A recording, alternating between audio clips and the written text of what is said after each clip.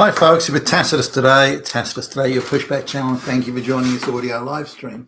In this essay, I'd like to talk about what I think is an all pervasive issue, given that it's crept into pretty much all the discourse that we have in the modern world, whether it's political, legal, educational, universities, human resource departments, recruitment processes,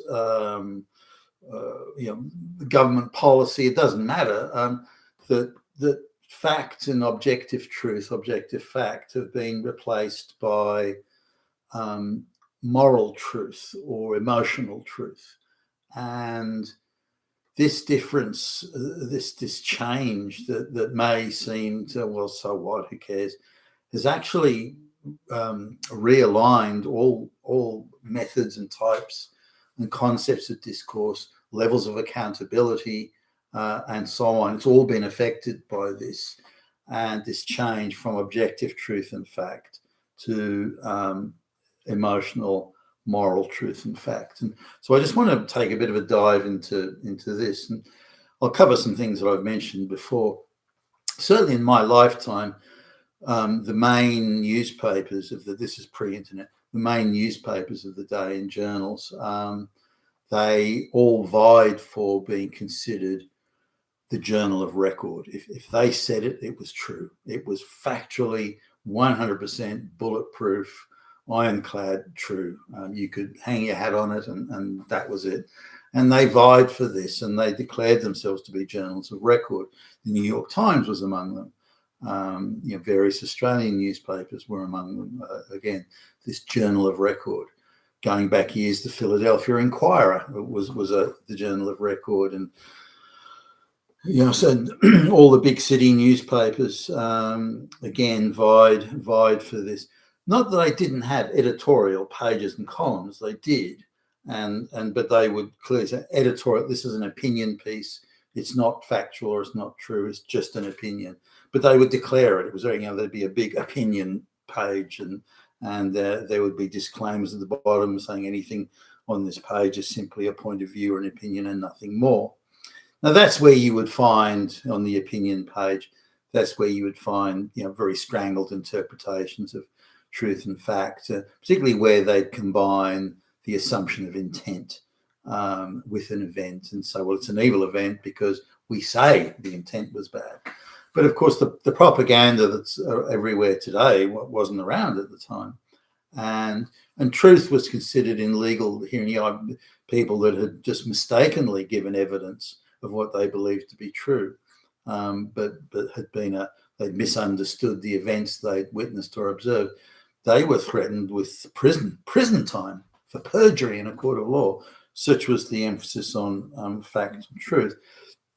And at school, I remember very much the issue was, you couldn't do the dog ate my homework type stuff. You had to have a good reason, and the school was, may inquire even from your parents. There was very much, is this person a liar? Now, someone who was a liar, and there were liars back in the day. It wasn't like it was perfect at the time. Far from it. There were definitely liars, but people that were inclined to tell lies to get themselves out of a tight situation or to avoid responsibility or to avoid accountability were considered to be morally bereft. There was something wrong with you. I mean, sure, maybe you'd tell a white lie, I was late because the traffic was heavy. There were things like that. But if you told a direct untruth to a direct question, that was considered. There was something wrong with you if you did that. You just had no moral bearings or compass. There was something quite wrong with you, and maybe a good stint of Bible studies could fix that up, or maybe even punishment. And in the days of, and I experienced this as a young kid, in the days of corporal punishment, which was quite severe back in the day. Teachers would go to prison for doing that now. But the penalty or the punishment, rather, for an untruth. Remember, I told what I thought was a bit of a white lie, and I was, 7 years old or something. You're supposed to have there was some class, and you're supposed to bring something to class. I can't remember what it was, and why don't you have it, Billy Bob? I lost, or I came up with some bullshit story to avoid the everyone in the class had brought it except for me. And the teacher, where is it? And asked a series of direct questions, and I gave, and I lied. I said that I didn't have it, or it got lost, or so, whatever I said. But I remember, in fact, I remember the moment. Everyone in the class had that there, and they were all sort of, the teacher pulled me into the center of the class to sort of make an example of me, and the embarrassment of it, and I just tried to get out of it. But she, I can't remember how they found out. Maybe my folks, they quieted my folks, something. Anyway, the next day, so then I was dragged in front of the class again. Billy Bob's told a lie, and it was, it was such a big deal at the time, and the stick, and the teacher pulled my socks down again. I was like 7 years old, and started hammering away at the back of my legs, and that was the sort of punishment they would do then. And so this was considered, but it was considered to be so bad, that's so terrible, that you would tell a lie to a direct question. And that's the importance that truth had and fact had at the time. And the same went for schoolwork. Even studying something like history, which sort of, in the wider sociology scheme of things, sort of bled into social science, and where interpretation was sort of accepted. But if you got a date wrong, or you made a declaration, or in your essay, the teachers would often pick it up and say, no, that year wasn't 1655. It was in fact such and such a year, or no, the person involved there was so and so, not someone else. And yes, trying to lie to get your way out of accountability was also considered very, very bad form. And again, that you were morally bereft in some way.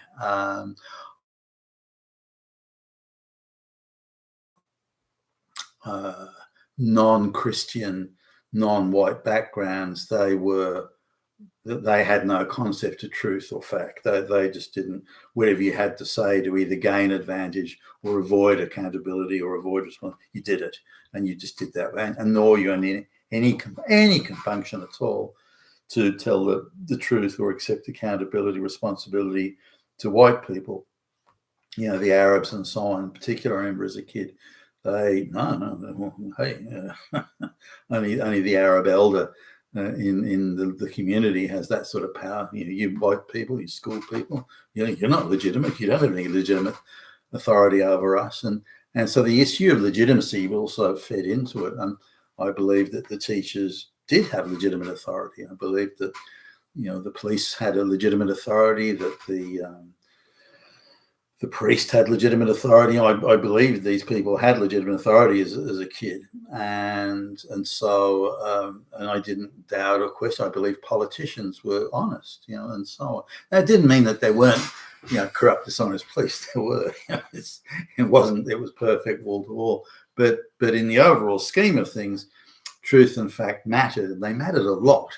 And you could be, as a kid at least, you could be punished. Even as an adult,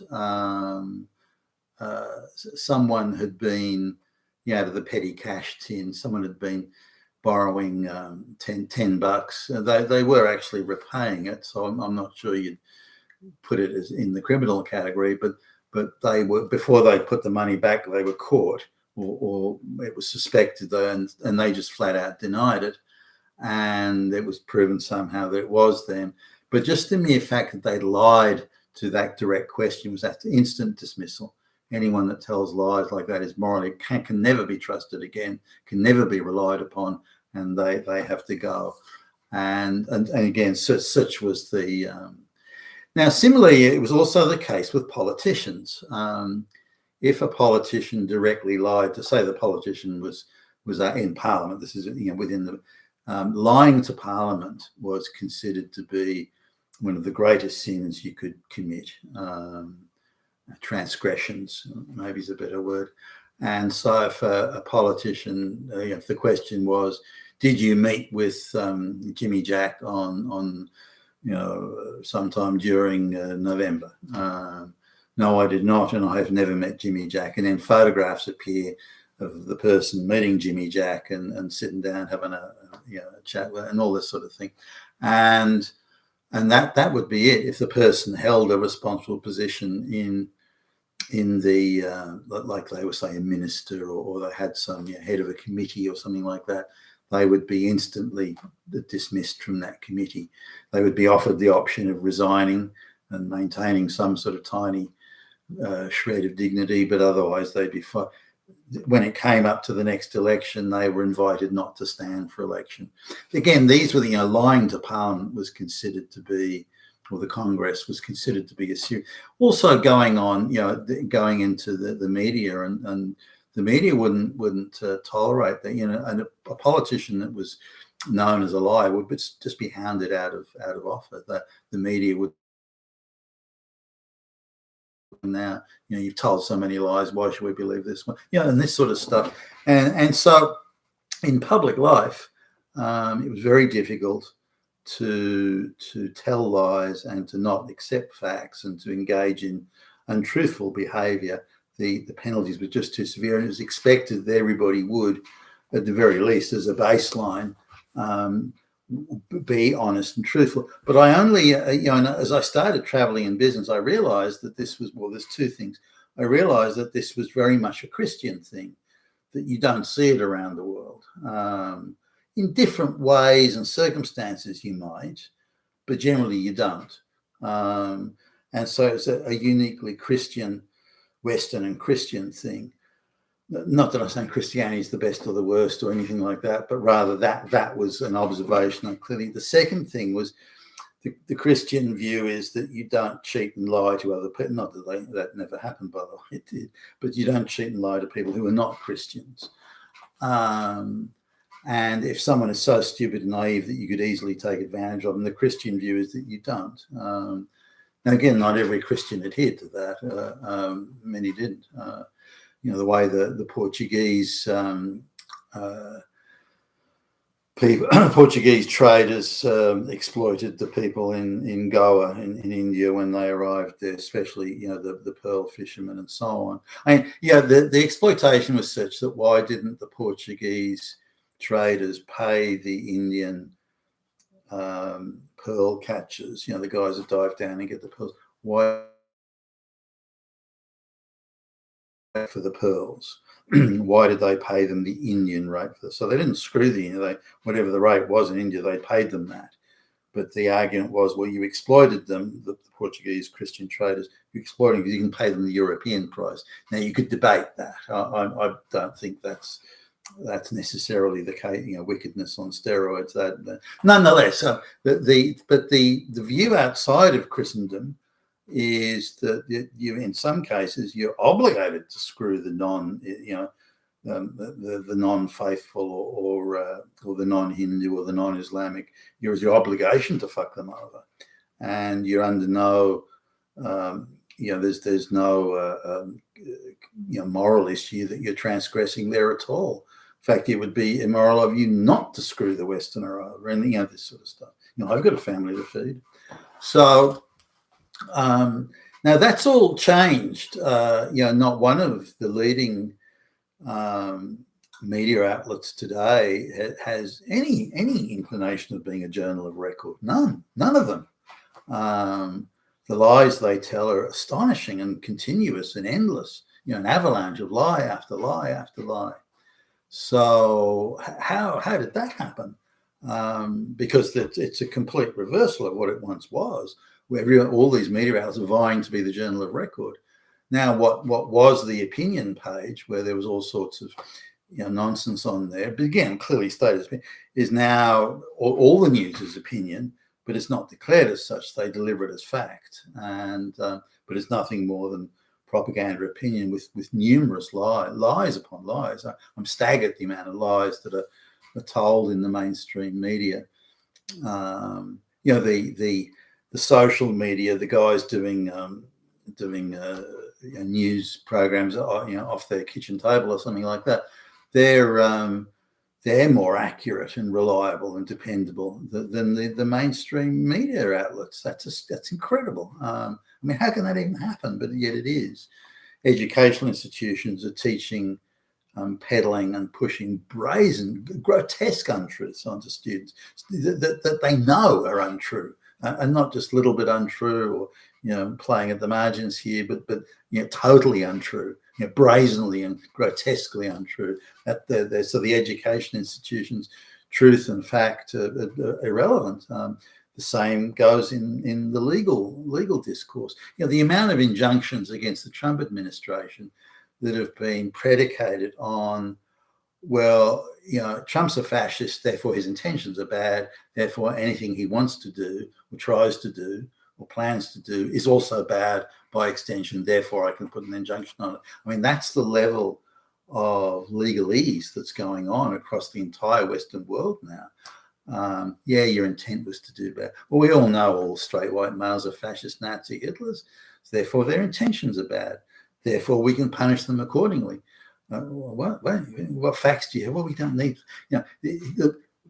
You're a straight white male and you're a Nazi, and that is morally true. It's morally true, and we can say your intentions are bad and evil, and that is a moral truth.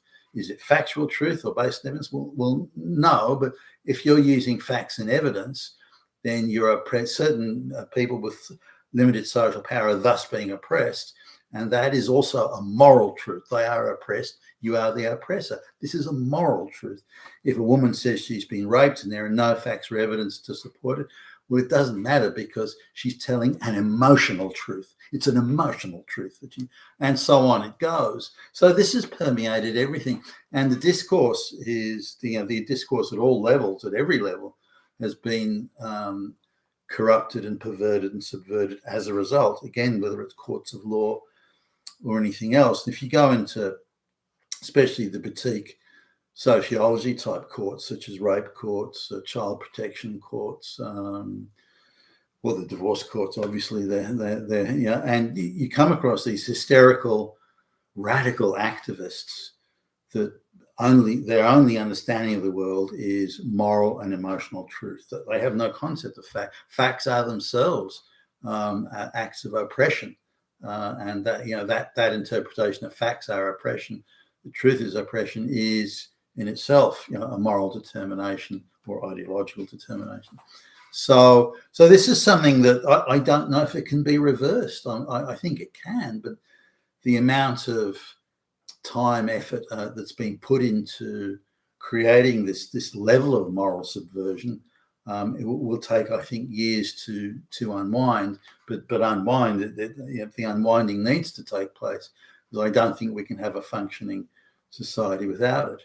I'll close with this: that the globalist project requires, because it disenfranchises and brutally lowers the standard of living of 95% of the Western citizenry, in order to get away with this, in order to still keep on pushing it, the globalist narrative is heavily dependent on lies, and a lot of them, and subversions at all levels, subverting the media, education, law courts, and the political process, and so on.